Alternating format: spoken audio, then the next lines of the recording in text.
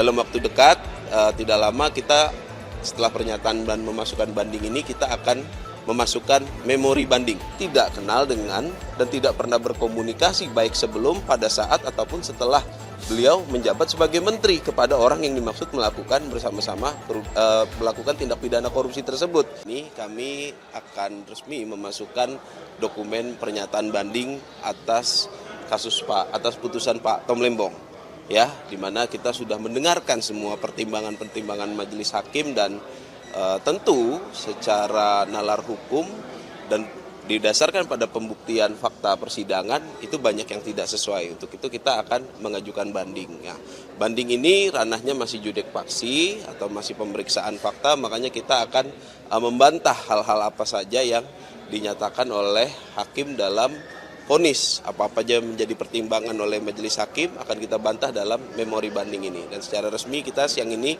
mengajukan banding atas putusan Pak Tom Lembong. Jadi kalau secara berkas tentu surat kuasa sudah ditandatangani Pak Tom Lembong untuk menyatakan banding, ya kan, kita akan menyatakan banding. Setelah itu tentu dokumen administratif sesuai kebutuhan di pengadilan sudah kita siapkan dan sudah kita penuhi. Dalam waktu dekat, tidak lama kita setelah pernyataan dan memasukkan banding ini, kita akan memasukkan memori banding. Ya, jadi setelah itu memori banding itu akan kita isi, akan kita tuangkan seluruh kejanggalan-kejanggalan atau pertimbangan-pertimbangan majelis hakim yang tidak sesuai dengan fakta persidangan.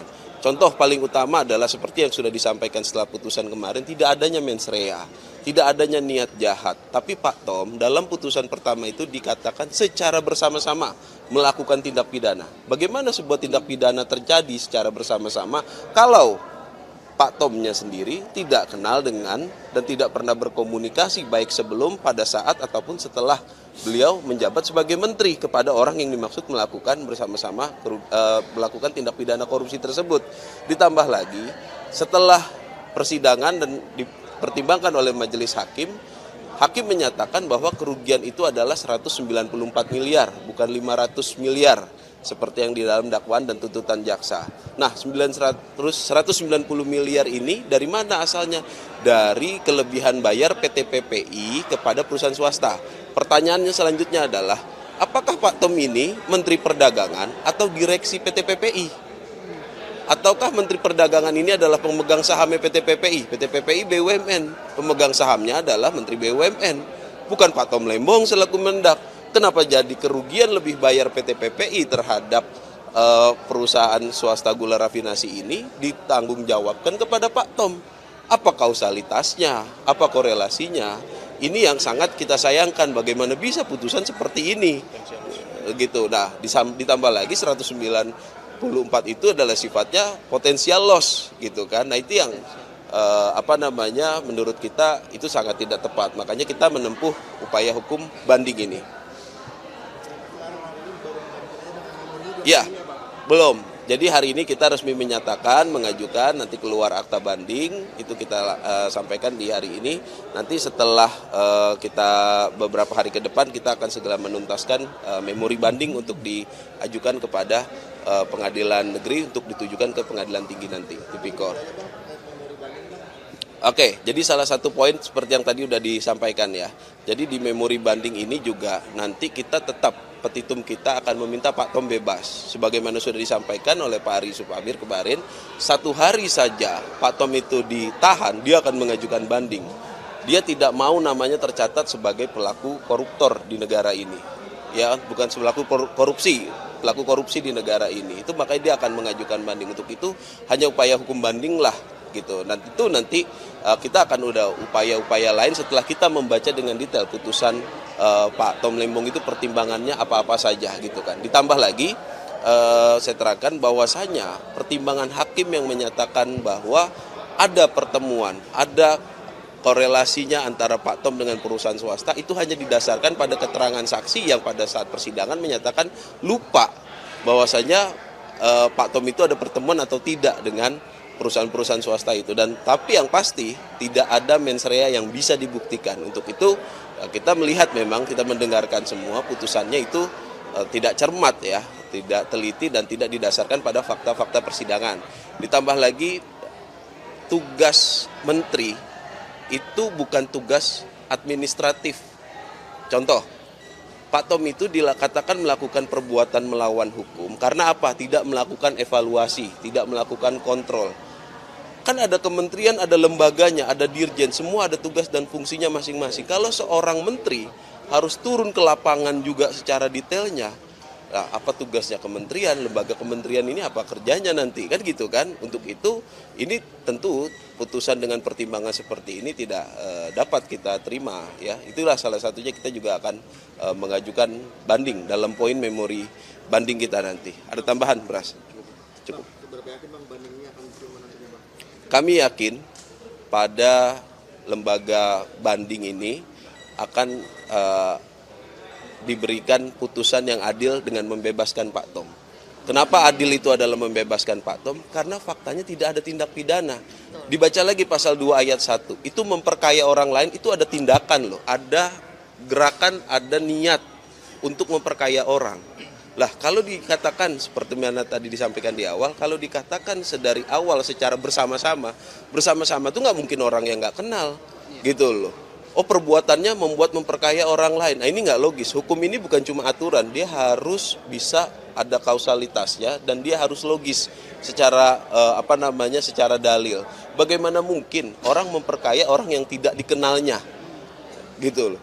Orang memperkaya orang lain dalam pasal 2 ayat 1 itu berdasarkan keterangan ahli yang kita dengarkan itu adalah memperkaya diri sendiri melalui orang lain. Pasti ada bagiannya, pasti ada yang diambil, pasti mendapatkan sesuatu hal. Lah ini jangankan mendapatkan, kenal aja enggak, berhubungan aja baik secara langsung ataupun tidak langsung juga pun tidak, gitu kan. Nah ini yang sangat kita sayangkan kok pertimbangan seperti ini menghasilkan putusan yang menyatakan seorang Tom Lembong itu dinyatakan korupsi gitu. Nah, terlebih lagi itu yang paling aneh tuh. Tidak pernah ada ahli, tidak pernah ada saksi ataupun fakta persidangan pembahasan mengenai kapitalisme. Tahu-tahu dibilang Pak Tom ini menganut paham ekonomi kapitalis. Pertanyaannya adalah yang ditunjuk Pak Tom itu koperasi loh salah satunya. Koperasi di persidangan itu baik Inkopkar ataupun Inkopol itu mengetahui dan menyampaikan dan menjadi kesaksian di persidangan bahwasanya koperasi-koperasi ini keuntungannya dari membantu proses distribusi gula ke pedalaman, ya harus diingat ya Indonesia itu luas. Distribusi gula ini keuntungan atau pendapatannya dari membantu stabilisasi harga dan menjaga stok ini itu keuntungannya untuk anggota koperasi baik itu Inkopkar ataupun Inkopol. Bagaimana bisa tindakan seperti ini dikatakan kapitalis? Terlebih lagi ini adalah bentuk intervensi negara terhadap pasar. Ya kan kalau dibiarkan oleh pasar, nah ini yang aneh gitu loh. Jadi kok hakim tahu-tahu menyatakan ada ekonomi kapitalis tanpa ada pembahasan. Ini kita dari mana kita nggak paham ini nalarnya hakim seperti apa kok bisa tahu-tahu muncul ada putusan berpertimbangan. Ya ini tentu di sisi lain ini akan menjadi presiden buruk ya dalam proses penegakan hukum kita. Sesuatu yang tidak diperiksa, diperdengarkan di ruang sidang dan tidak pernah terbukti di sidang, tahu-tahu dalam putusan keluar. Ini sangat tidak bisa dibenarkan. Untuk itu tidak ada upaya hukum lain selain banding atas putusan ini. Bang Zaid, izin penegasan lagi berarti ini soal mens rea atau meeting of mind dari Pak Tom ini juga jadi salah satu pertimbangan banding dari tim PH dan Pak Tom. Betul, meeting of mind atau yang disebut juga dengan bahasa lain itu mens rea atau juga niat jahat itu adalah salah satu poin utama. Bagaimana bisa sebuah tindak pidana terjadi tanpa adanya kesamaan kehendak oleh para pelaku tindak pidana.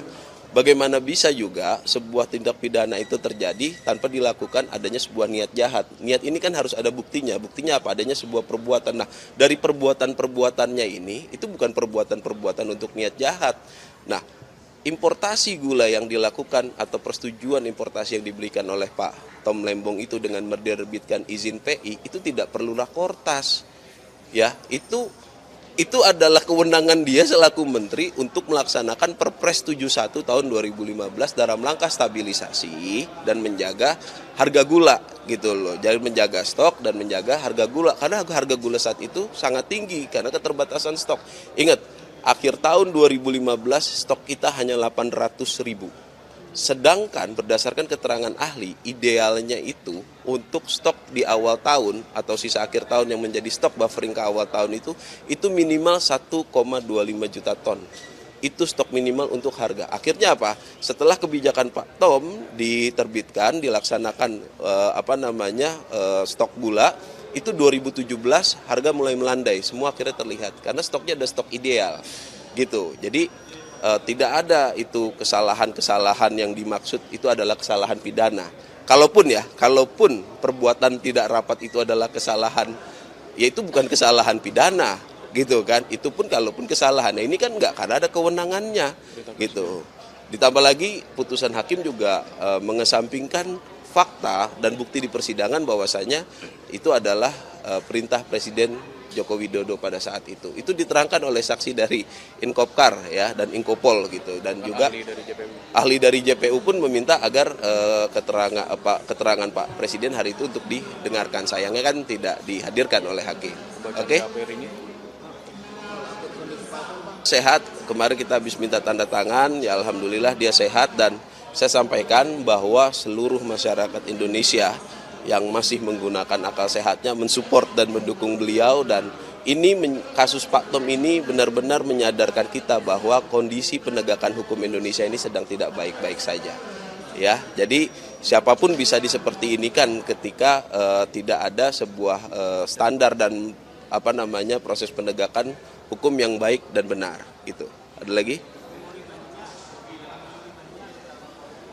Nanti akan ada banyak poin, tentu semua pertimbangan-pertimbangan yang dijadikan dasar oleh majelis hakim sebagai dikatakan perbuatan melawan hukum, salah satunya tidak melaksanakan rapat, tidak mendapatkan persetujuan dari Kementerian Perindustrian, itu akan kita bahas.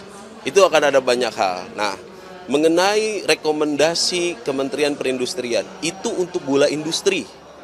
Kita sudah membuktikan, contohnya adalah PT Angel's Product itu ada dokumen rekomendasi dari Dirjen Agro Kementerian Perindustrian. Itu kalau untuk industri itu diterbitkan bulan Februari 2016 dan itu sudah kita jadikan bukti juga di persidangan. Kalau kebutuhan industri butuh rekomendasi dari Kementerian Perindustrian. Kalau ini yang diimpor itu untuk gula konsumsi, bukan untuk gula industri. Untuk apa fungsinya persetujuan dari Dirjen Kementerian Perindustrian? Nah, kenapa yang diimpor adalah gula kristal mentah? Itulah letak kebijakannya Pak Tom, agar apa? Agar ada pengolahan dalam negeri, ada lapangan kerja yang tercipta, dan ada penambahan devisa gitu. Itu kenapa dipilihnya. Kalau impornya barang jadi atau GKP, itu harga udah pasti tinggi. Yang kedua, itu proses order, itu harus PO dulu. Nggak ada itu kita beli gula putih langsung jadi langsung kirim, itu nggak ada. Ya, di fakta persidangan sudah dibuktikan bahwasanya kalau mau order GKP itu harus PO dan itu butuh waktu. Di luar negeri pun butuh memproses. Pertanyaannya, siapa yang diuntungkan kalau gitu? Kalau impornya adalah GKP? Luar negeri, karena mereka yang memproses. Bukan dalam negeri. Kalau dalam negeri yang memproses, otomatis ada tenaga kerja, ada pajak atas tenaga kerja, ada barang-barang untuk memproses itu yang menimbulkan keuntungan bagi Indonesia. Makanya kita mendatangkan ahli itu bisa membuktikan kurang lebih ada 900 miliar pendapatan atau keuntungan negara yang diterima dengan mengimpor gula kristal mentah. Itu udah kita buktikan, malah dibilang merugikan. Nah ini dia, itu yang sangat kita sayangkan ya. Balik lagi poin terkait kerugian negara yang 194 miliar, di mana dikatakan bahwasanya itu adalah kelebihan bayar PT PPI ke 8 perusahaan gula rafinasi. Apa korelasinya dengan Pak Tom? Emangnya Pak Tom ini dirut PT PPI? Nah, coba ditanya dirutnya. Lah ini yang masuk kan Pak Charles-nya, ya kan? Selaku direktur bisnis, dirutnya kan nggak masuk Ibu Dayu itu kan? Nah itu coba ditanya itu, ya kan? Kenapa menentukan harga sekian? Karena itu urusannya udah urusan bisnis to bisnis. Nggak ada korelasinya dengan menteri dalam penentuan harga. Pak Tom menerbitkan persetujuan impor. Ya, persetujuan impor ini kemudian oleh PT PPI dan perusahaan gula tersebut terjadi komunikasi dan perjanjian. Apa korelasinya dengan Pak Tom? Kok bisa sih 190 ini karena perbuatannya Pak Tom? Ini terlalu maksa. Ya, ini terlalu dipaksakan. Untuk itu sekali lagi kita tegaskan, kita akan banding atas putusan hakim dan seluruh pertimbangan, karena tidak ada yang benar menurut kita pertimbangan-pertimbangan tersebut. Itu perlu kita bantah lah. ya.